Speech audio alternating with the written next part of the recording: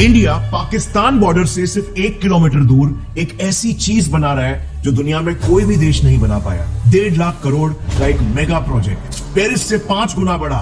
मगर सबसे वियर्ड बात, सैटेलाइट इमेजेस में अगर आप देखोगे तो यहाँ पर कोई मेगा स्ट्रक्चर नहीं, बल्कि सुनसान रेगिस्तान के बीच छोटे छोटे चेस बोर्ड के बॉक्सेस जैसे माइक्रो स्ट्रक्चर्स दिखते हैं। बट यही माइक्रो स्ट्रक्चर्स इंडिया के भविष्य का हर 15 मिनट प्रेडिक्ट करने वाले हैं। यहाँ का एक्सेस मिलना एक्सट्रीमली मुश्किल, multiple security layers, tourist not allowed, journalist no entry without approval. मगर जब हमें एक्सेस मिला तब जाकर समझ में आया कि पूरी कहानी क्या है। इस बड़े से वाइड स्क्रीन को जरा देखना, बहुत सारे स्पेस एजेंसीज के भी इतने वाइड स्क्रीन्स नहीं होते। शुरू करने से पहले हम इंडियंस का एक बहुत बड़ा भ्रम टूटना जरूरी है। बताओ, एक देश के लिए आखिर सबसे कीमती चीज क्या होती है? पैसा, डेटा या हेल्थ केयर? गलत गलत गलत। एक छोटा सा एक्सपेरिमेंट करते हैं। अभी अपनी सांसें रोकना जरा, बस 5 मिनट के लिए, ओनली 5। क्या कर पाओगे? क्यों नहीं? दिमाग डेड, दिल डेड, बॉडी डेड, क्योंकि हर सांस एटीपी बनाती है, बॉडी की एनर्जी करेंसी। अब इस एक्सपेरिमेंट को स्केल करो एक पूरे देश पर। 30 जुलाई 2012 इंडिया, एक रात 22 स्टेट्स अंधेरे में, 60 करोड़ लोग विदाउट इलेक्ट्रिसिटी एक साथ।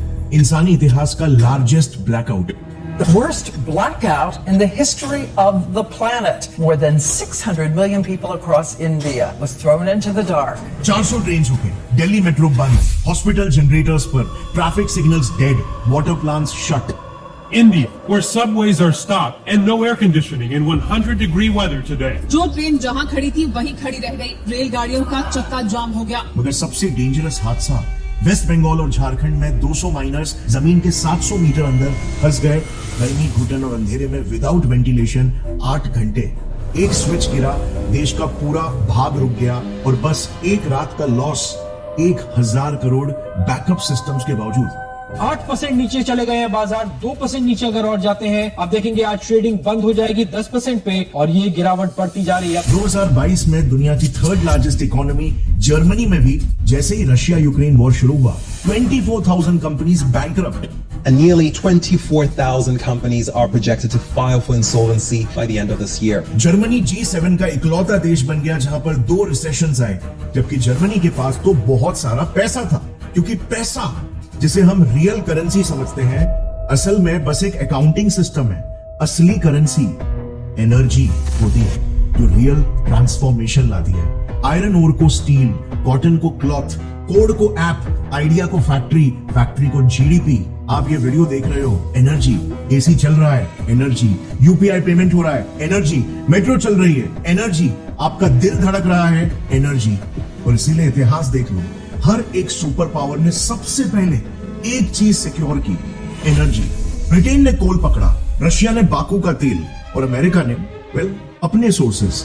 यहां तक कि 1600s का टाइनी देश नेदरलैंड्स भी फंडामेंटली विंड एनर्जी के पावर के बेसिस पर ही दुनिया का रिचेस्ट कंट्री बन पाया। हिस्टोरिकली हमेशा एनर्जी पहले सिक्योर हुआ और फिर ही एम्पायर स्केल हो पाया। ये कहानियां नहीं, फंडामेंटल फिजिक्स है। मगर इंडिया ने यही इम्तिहान अब तक पास नहीं किया है।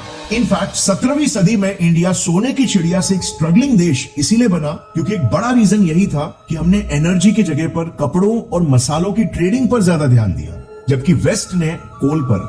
और नतीजा, 1750 से 1900s तक इंडिया का वर्ल्ड इंडस्ट्रियल आउटपुट में कंट्रीब्यूशन 25% से सीधा 2% हो गया। लेकिन वहीं पर यूके का इंडस्ट्रियल आउटपुट इसी सेम टाइम पीरियड में ग्लोबल कंट्रीब्यूशन का 23% से 62% हुआ। और आज इंडिया लाखों करोड़ों के चेक्स लिख रहा है हर साल दुनिया भर में।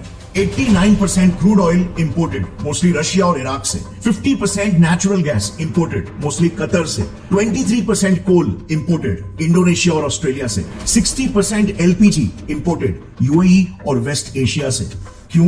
क्योंकि बड़ी प्रॉब्लम यह है कि ग्राउंड लेवल पर इंडिया का एनर्जी कंजम्पशन पैटर्न जरा देखना। हमारा ट्रांसपोर्टेशन ऑयल पर चलता है, कुकिंग एलपीजी पर, इंडस्ट्रीज गैस पर, और पावर प्लांट्स कोल पर। इंडिया पूरी दुनिया का 3rd हाईएस्ट एनर्जी कंज्यूमर और इंपोर्टर है। हम एक नहीं 4 अलग अलग फ्यूल सोर्सेस पर फ्रैगमेंटेडली डिपेंडेंट है। और नेचुरली अगर हम 4 अलग फ्यूल्स के लिए 4 अलग परमानेंट सोल्यूशंस ढूंढने जाए तो एनर्जी इंडिपेंडेंस कैसे पॉसिबल हो पाएगा? और इसीलिए ये सवाल इनएविटेबल था कि चारों फ्यूल लेवल प्रॉब्लम्स का एक तोड़ आखिर क्या हो सकता है? वेल, एक इंटरेस्टिंग एलिमेंट इलेक्ट्रिसिटी, क्योंकि इलेक्ट्रिसिटी का फिजिक्स काफी इंटरेस्टिंग है। ये खुद में कोई फ्यूल नहीं है, बट एग्जैक्टली फ्यूल का ही काम करती है। जैसे इंग्लिश एक ऐसी यूनिवर्सल लैंग्वेज है जो मोस्ट ऑफ देशों में यूज की जाती है, वैसे ही इलेक्ट्रिसिटी एक ऐसा यूनिवर्सल एनर्जी कैरियर है जो मोस्ट ऑफ एप्लीकेशंस में यूज किया जा सकता है। इलेक्ट्रिसिटी इंडिया की वो कॉमन एनर्जी करेंसी बन सकती है जिसे हर किस्म के फ्यूल्स से प्रोड्यूस भी किया जा सकता है और हर जगह पर यूज भी हो सकती है। मगर यहां पर भी आंसर इतना इजी नहीं है। आज हम ऑलरेडी दुनिया के थर्ड लार्जेस्ट इलेक्ट्रिसिटी कंज्यूमर तो है ही, मगर आईईए की रिपोर्ट के हिसाब से अगले कुछ सालों में इंडिया को एक पूरे डेवलप देश यूके जितनी डिमांड तो सिर्फ एक्स्ट्रा ऐड करनी पड़ेगी। अपनी जिंदगी को ही देख लो, आपका अगला फोन बिगर बैटरी, आपकी अगली गाड़ी इलेक्ट्रिक, आपका अगला ऑफिस एआई पावर्ड, आपका अगला हॉस्पिटल ऑटोमेटेड, अगला शहर IT hub. India heavily electrify हो रहा है, but wait, there is more. Paris agreement में इंडिया ने कॉन्फिडेंस के साथ ये कमिट कर दिया है कि 2030 तक हम टोटल पावर कैपेसिटी का आधा हिस्सा नॉन फॉसिल सोर्सेज से जनरेट करने लगेंगे। India pledged that by 2030, half of its energy will come from renewable resources. अब ये सुनने में ऑलमोस्ट इम्पॉसिबल लगता है। क्या ये सिर्फ कॉन्फिडेंस में आकर कह दिया इंडिया ने? क्या ये हमारे देश में स्ट्रक्चरली पॉसिबल भी है? कैसे पैदा होगी इतनी सारी क्लीन और सस्ती बिजली बड़े स्केल पर, वो भी हर साल इंडिपेंडेंटली? फिलहाल हमारे पास लिमिटेड ऑप्शंस है, जैसे न्यूक्लियर इलेक्ट्रिसिटी पावरफुल है लेकिन स्लो, एक्सपेंसिव और कॉम्प्लेक्स है। India has no choice but to use coal for much of its baseload power. Nuclear is an option, but the cost will be twice in terms of energy. Hydro electricity clean है मगर extremely slow approvals और scale. मगर यहीं पर irony देखना, जिस energy के लिए हम लाखों करोड़ के चेक्स लिख रहे हैं, उसका रॉ मटेरियल हमारी जमीन पर रोज बरसता है फ्री में, बिना इनवॉइस, बिना सैंक्शंस के। सनलाइट 8.3 बिलियन लोग पूरे एक साल में जितनी एनर्जी यूज करते हैं, उतनी एनर्जी सूरज सिर्फ एक घंटे में पृथ्वी पर बरसाता है। और इंडिया का लोकेशन देखो, मस्त ट्रॉपिक में बैठा हुआ देश है। ज्योग्राफी ने इंडिया को एक हिडन सुपर पावर दी है। इंडिया को दुनिया के 90% हिस्सों से ज्यादा सोलर इरेडियंस यानी सनलाइट मिलती है। मगर इससे पहले कि आप अंधाधुंध खुश हो जाओ, यहीं पर आपका एक इल्यूजन टूटेगा। इंडिया जैसे जायंट सिविलाइजेशन को रॉ सनलाइट नहीं चाहिए, कंट्रोल्ड रिलायबल इलेक्ट्रिसिटी चाहिए, और दोनों में बहुत फर्क होता है। ये एक ऐसी इंजीनियरिंग की जंग है जिसे पूरी दुनिया स्ट्रगल कर रही है। अमेरिका ने मोहावी डेजर्ट में सोलर फार्म्स की बाजी लगाई, हार्श वेदर और अनसस्टेनेबल इकोनॉमिक्स ने उसे तोड़ दिया। $2.2 billion solar plant in California that had to close after years of wasted money. $2.2 billion for something that only works 17% of the time is a colossal failure. North Africa ने सहारा में desert एक बनाया Europe तक power supply करने के लिए, आज closure की कगार पर है।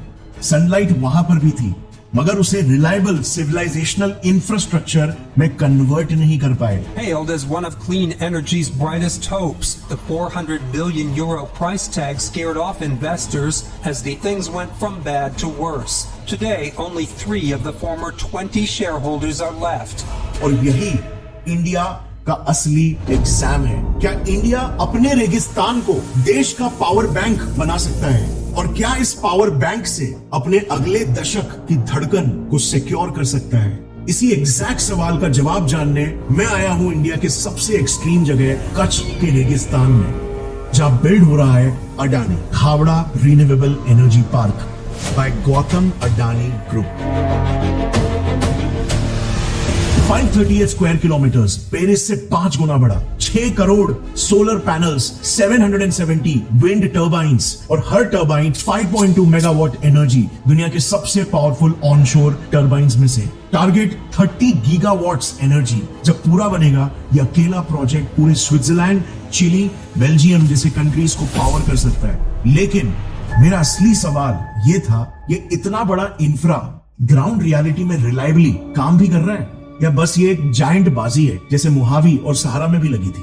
क्योंकि खावड़ा का असली दुश्मन कोई और नहीं, खावड़ा खुद है। ये इंडिया के सबसे होस्टाइल जगह पर बन रहा है, कच्छ के रेगिस्तान में। दिन में तापमान 50 डिग्री सी के ऊपर, 60 से 80 के ऊपर सोलर पैनल्स ऐसे बन जाते हैं। यहाँ पर पैनल्स को 25 साल तक काम करना है। फिर ये खुला मैदान है तेज हवाओं वाला, और यहाँ की मिट्टी लूज और नमकीन, डिस्ट्रक्टिव कॉम्बिनेशन। इमेजिन अगर हर घंटे करोड़ों पैनल्स पर 1 मिलीमीटर डस्ट चिपक जाए तो ये सेल्स सनलाइट कैसे एब्जॉर्ब करेंगे। अमेरिका के मोहावी डेजर्ट का यही फेलियर पॉइंट बना था। और वॉशिंग का भी सवाल नहीं, क्योंकि कच्छ दुनिया के ड्राइएस्ट सॉल्ट डेजर्ट में से एक है। ऊपर से मौसम मोड़ी तो ग्रिड भी अनस्टेबल, रात हो जाए या बादल जम जाए तो क्या। द इंडिपेंडेंट की न्यूज रिपोर्ट ने तो कच्छ की जमीन को impossibly flat salty ground, a no man's land where not even a cell phone signal can reach कहा। ये कोई नॉर्मल इंजीनियरिंग चैलेंजेस नहीं है, ये लिटरली एक हार्श जमीन पर कांस्टेंट सर्वाइवल स्ट्रगल है। और जब बात सर्वाइवल की आती है तो इंजीनियरिंग या टेक्नोलॉजी के लॉजिक से पहले ऑर्गेनिज्म का लॉजिक यूज होता है। खुद को ही देख लो, आपका बॉडी कितना ब्यूटीफुली डिजाइंड है आपके एनवायरनमेंट के हिसाब से एडेप्ट कराने के लिए। या पहाड़ों में सर्वाइव कर लेता है तो पोलर बेयर नॉर्थ पोल पर, कैमल रेगिस्तान पर। ये जीव कोई एक पार्ट से बने हुए जीव नहीं है, बल्कि डिफरेंट ऑर्गन्स के बने हुए ऑर्गेनिजम्स है। और इसी चीज से Adani Khavda renewable energy park inspire हुआ और समझा कि गुड इंजीनियरिंग नेचर को चैलेंज नहीं करती, बल्कि नेचर के लॉजिक को कॉपी करती है। जिस लॉजिक को यूज करके देखना, अब तक यहाँ पर 9.4 गीगावाट्स की एनर्जी कैपेसिटी ऑलरेडी इंस्टॉल भी हो चुकी है। जस्ट फॉर कॉन्टेक्स्ट, एक न्यूक्लियर पावर प्लांट 1 से 1.5 गीगावाट्स प्रोड्यूस करता है, लेकिन एट दिस मोमेंट ये एक न्यूक्लियर पावर प्लांट से 8 गुना ज्यादा इलेक्ट्रिसिटी प्रोड्यूस कर रहा है। दूर दूर तक देखना, जहां तक भी आपकी नजरें जा रही है, क्षितिज पार जहां तक नजरें जा रही है, सिर्फ उतना एरिया है जो 2 गीगावाट्स इलेक्ट्रिसिटी को प्रोड्यूस कर रहा है। इससे 4 गुना जो जमीन है जहां पे इस सोलर सेल्स को प्लांट किया गया है, वो दिख ही नहीं रहा हमें। और इससे भी 3 to 4 टाइम्स और ज्यादा आने वाला है। Things are much beyond it. So we're already 4 times bigger than what we've commissioned. 4 times what we can bigger than what we can see. मतलब ये पेपर पर ड्राइंग नहीं, ग्राउंड पर ग्रो हो रहा ऑर्गेनिज्म है, जिसके पास अपने खुद के ऑर्गन्स हैं। Organ number 1, skin. Solar panels with trackers, मगर आम पैनल्स नहीं, डबल फेस्ड, जो 30% ज्यादा हीट एब्जॉर्ब करते हैं। और जिस तरह एक सनफ्लावर सूरज की रोशनी की तरफ मूव करता है, ये पैनल्स भी लिटरली सन को 180 डिग्रीज चेस करते हैं। यहाँ तक कि नीचे से रिफ्लेक्टेड लाइट भी कैप्चर करते हैं। सन का डायरेक्शन वहां पे है, तो इसीलिए आप देखोगे इसका जो मुंह है ये इस तरफ है, बट यहाँ पे पीछे साइड ना हिंजेस लगे हुए हैं, और वो हिंजेस एल्गोरिथमिकली कंट्रोल्ड है। सो बेसिकली अगर सन वो साइड होगा तो इनका जो डायरेक्शन होगा ये ऑटोमेटिकली इसकी जगह पे ऐसा हो जाएगा। मतलब Khavda renewable energy park sunlight का वेट नहीं करता, सनलाइट को हंट करता है। Organ number 2, immune system, waterless robotic cleaning. धूल और गंदगी सोलर पैनल्स के लिए मिट्टी नहीं, वायरस है जो स्लोली ब्लैकआउट कॉज करती है। 1 मिलीमीटर की डस्ट लेयर पैनल्स की एफिशिएंसी को 30% गिरा देती है। हर पैनल पर मिट्टी की पतली सी लेयर और कई घरों की रोशनी खतरे में। खावड़ा के स्केल पर यह शहरों का ब्लैकआउट है।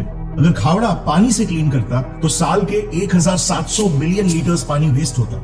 ये बेसिकली एक मॉरल फेलियर होता। और इसीलिए खावड़ा के इम्यून सिस्टम में बिना एक बूंद पानी रोबोट्स डस्ट से लड़ते हैं हर कुछ मिनट्स में, और उसी सोलर एनर्जी से खुद को सेल्फ चार्ज भी करते हैं। तो जैसे आप देख सकते हो ये रोबोटिक है, बिकॉज इतना बड़ा ये फार्म है कि यहाँ पे कोई होज लेकर पानी नहीं डाल सकता, और पानी से नहीं धोया जा सकता इसे, और पानी भी बहुत ज्यादा वेस्ट होगा, तो इसलिए ये ऑटोमेटिकली क्लीन होता है। ये है खावड़ा का immune response. Organ number 3, bones, stone columns और कोरोजन प्रोटेक्शन मटेरियल्स हैं। कच्छ की लूज जमीन और नमकीन मिट्टी नॉर्मल स्टील को अंदर से खा जाएगी, और इसीलिए इंजीनियर्स ने डेजर्ट के अंदर स्टोन कॉलम्स डाले, लूज सॉइल को लोड बेयरिंग फाउंडेशन में बदला, और कोरोजन रेसिस्टेंट मटेरियल से सॉल्ट के अटैक को स्लो किया। इस तरह से इन्होंने अपना एक स्ट्रॉन्ग एक्सोस्केलेटन बनाया। ऑर्गन नंबर 4, ब्रेन, जो है इसका AI powered control room. Khavda के बीच में एक कंट्रोल रूम है, बाहर से बिल्डिंग, अंदर से ब्रेन। हर पैनल, इन्वर्टर, विंड टरबाइन और ग्रिड डेटा मॉनिटर यहां से होता है। लेकिन सिर्फ मॉनिटरिंग काफी नहीं है, एनर्जी में प्रॉब्लम दिखने के बाद रिएक्ट करना लेट हो जाता है। और सीधे खावड़ा प्रेजेंट में नहीं जीता, बल्कि 15 मिनट्स फ्यूचर में जीता है। Weather forecast, satellite imagery, wind speed, plant data, सब कुछ एआई मॉडल प्रेडिक्ट करता है। देखो सारे पैरामीटर्स यहाँ पे दिख रहे हैं, कितनी एनर्जी प्रोड्यूस हो रही है आपको दिख रहा है, ट्रांसफॉर्मर्स कैसे परफॉर्म कर रहे हैं, everything you can see over here. And यहाँ पे जो एम्प्लॉइज है वो बेसिकली कंट्रोल भी कर सकते हैं। सो एक रियल टाइम ऑपरेशन यहाँ पे चल रहा है और गीगावाट्स ऑफ एनर्जी प्रोड्यूस हो रहा है। सिस्टम लिटरली प्रेडिक्ट करता है अगले 15 मिनट में धूप कितनी होगी, हवा कितना होगा, आउटपुट स्पाइक होगा या फिर ड्रॉप। ये दिमाग फ्यूचर प्रेडिक्ट करता है ताकि इंडिया का प्रेजेंट स्टेबल रह सके। Organ number 5, stomach. इसका स्टमक है ये लार्ज बैटरीज का reservoir. Solar energy based systems का सबसे वल्नरेबल समय होता है रात, जब एनर्जी प्रैक्टिकली जीरो जनरेट होती है। बट हॉस्पिटल्स और शहर रात में बंद नहीं हो जाते और सीधे दिन में एक्स्ट्रा पावर जनरेट होती है जो बैटरीज में स्टोर हो जाती है। तो जैसे ही सोलर सेल्स में ये जो सनलाइट है ये पड़ती है, तो वैसे ही वो एनर्जी कन्वर्ट हो जाती है डीसी करंट के रूप में, जहां से फिर बाद में उसको एसी में कन्वर्ट करके यहाँ पे स्टोर किया जाता है। प्लस खावड़ा का सबसे बड़ा डिसएडवांटेज यहां पर सबसे बड़ा एडवांटेज बन जाता है, जो है हवाएं। क्योंकि देखो ये मैसिव विंड मिल्स और किस लिए है, दिन में सोलर शिफ्ट और रात में wind shift. Just to put into perspective कितना ह्यूज है ये, इट्स अनबिलीवेबली ह्यूज। खावड़ा एक सोर्स पर गैम्बल नहीं कर रहा, बल्कि एनर्जी रिडंडेंसी बना रहा है। और फाइनली ऑर्गन नंबर 6, आर्टरीज, जो है इसके सब स्टेशंस और ट्रांसमिशन लाइंस। पावर डेजर्ट में बन गई, बट इंडिया डेजर्ट में नहीं रहता। इंडिया घर, हॉस्पिटल्स, फैक्ट्रीज और शहरों में बसता है। अगर बिजली खावड़ा में बनकर वहीं पर अटक जाती तो ये मिरेकल नहीं, म्यूजियम बन जाता। और इसीलिए सब स्टेशंस इलेक्ट्रिसिटी को कलेक्ट और स्टेबलाइज करते हैं। ये एक बार में 4500 MVA एनर्जी स्टोर करते हैं। ट्रांसमिशन लाइंस डेजर्ट के इलेक्ट्रॉन्स को इंडिया के इंटीरियर्स तक लेकर जाती है। पहले फेज में यहाँ पर एक लाइन 3 गीगावाट इलेक्ट्रिसिटी को ट्रांसपोर्ट कर रही है। एनर्जी तब तक पावर नहीं बनती जब तक एंड यूजर तक ना पहुंच जाए। सो क्या कहानी यहां पर खत्म? खावड़ा ने कच्छ के रेगिस्तान पर काबू पा लिया है? वेल, तो आपने एक बड़ा ब्लाइंड स्पॉट मिस कर दिया। अगर इस ऑर्गेनिज्म के ऑर्गन्स ही इंडिया के कंट्रोल में ना हो तो ये किस काम का? अगर पैनल्स ही बाहर से आए, सेल्स बाहर से आए, वेफर्स भी बाहर से आए, मशीन्स भी बाहर से आए, तो क्या ये ऑर्गेनिज्म ट्रूली इंडियन है? एनर्जी इंडिपेंडेंस का असली मतलब सिर्फ इंडिपेंडेंट बिजली प्रोड्यूस करना नहीं होता, बल्कि उस पूरे इकोसिस्टम को कंट्रोल करना होता है जो बिजली को प्रोड्यूस और स्टेबल रखे। सो क्या इंडिया अब ऑयल डिपेंडेंसी से सोलर डिपेंडेंसी की तरफ जा रहा है क्या? वेल, यहीं पर Adani Khavda renewable energy park की कहानी मुंड्रा से कनेक्ट होती है। खावड़ा इंडिया का एक एनर्जी ऑर्गेनिज्म है, agreed, but her organism independently सिर्फ तभी ही सर्वाइव और इवॉल्व कर पाता है जब उसके पास एक क्रिटिकल चीज होती है, एक इंटेलिजेंट ब्लूप्रिंट, डीएनए। जैसे डीएनए डिसाइड करता है एक ऑर्गेनिज्म का डिजाइन, रिपेयर, ग्रोथ और एवोल्यूशन, खावड़ा का डीएनए बिल्ड हो रहा है गुजरात के मुंड्रा में एक end to end manufacturing ecosystem. Adani Mundra solar techno park limited facility ये सिर्फ एक फैक्ट्री नहीं है, ये इंडिया की कोशिश है सोलर वैल्यू चेन को अंदर से कंट्रोल करने की। Silicon ingots, wafers, cells, modules, panels जो पहले अलग अलग कंट्रीज से खरीदे जाते थे, आज इंडिया इस चेन को अपने अंदर ही क्लोज करने की कोशिश कर रहा है। 2021 में इंडिया सिर्फ 8 गीगावाट सोलर मॉड्यूल्स बनाता था। 2025 में 144 गीगावाट, 12 गुना का जंप। और सोलर इंपोर्ट्स FY24 में 4.3 बिलियन के, FY25 में 2.1 बिलियन हो गए। आधे बिना शोर के, बिना हेडलाइंस के इंडिया एक साइलेंट ट्रांजिशन कर रहा है इंपोर्टर से मैन्युफैक्चरर का।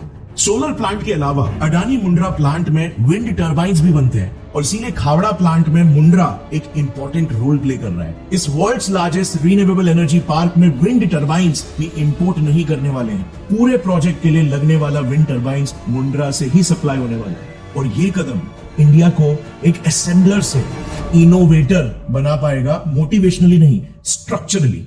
Let me explain. हम इंडियंस ना इनोवेशन के कॉन्सेप्ट को बिल्कुल गलत समझते हैं। हमें लगता है इनोवेशन का मतलब कोई जीनियस आइडिया, बिल्कुल गलत। इनोवेशन का मतलब होता है फास्ट फीडबैक लूप्स। आइडिया है, एक्शन लिया, डेटा फीडबैक मिला, फीडबैक इंप्लीमेंट किया, नेक्स्ट वर्जन रेडी। ये लूप जितना फास्ट घूमे उतना फास्ट हमारा इनोवेशन होता है। मगर ये तब पॉसिबल है ना जब supply chain, manufacturing, logistics, control room, maintenance, transmission, data feedback, ये सब उस लूप के क्रिटिकल एलिमेंट्स हमारे हाथ में। और जब ये आ जाए तो देश सिर्फ प्रोडक्ट नहीं बनाता बल्कि इनोवेटिव कैपेबिलिटी बनाता है जो हमेशा स्प्रेड और कंपाउंड होती है। और इसीलिए खावड़ा कई सारे इंडियन इंडस्ट्रीज के इनोवेशन लूप्स को भी फास्ट करेगा, एनर्जी और टेक्नोलॉजी रिलेटेड इंफ्रास्ट्रक्चरल बॉटलनेक्स को क्लियर करके। और यही खावड़ा को ट्रूली इंपॉर्टेंट भी बनाता है। खावड़ा का real miracle 6 crore solar panels बिठाना नहीं है, बल्कि एक होस्टाइल डेजर्ट में एक full stack energy ecosystem build करने की हिम्मत दिखाना है, जो एक जायंट सिविलाइजेशनल बाजी है और जो शायद इंडिया के अगले दशक को पावर करने की धड़कन भी बनेगी।